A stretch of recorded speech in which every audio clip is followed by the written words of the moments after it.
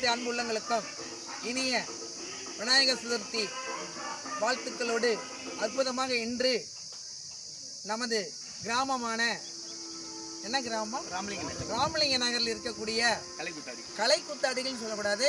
இவங்களாம் ஒரு இசை நிகழ்ச்சி நடத்துபவர்கள். கலை இசை.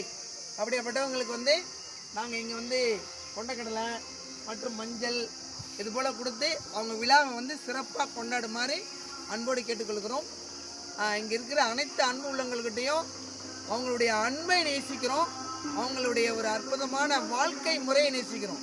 வாழ்க்கை முறைனா அவங்க தாங்களே உணர்ந்து நாங்கள் நல்லபடியாக வாழ்ந்துட்டுருக்கோம் சார்ங்கிற ஒரு பெருமை எங்களுக்கு எல்லாம் சேரும்.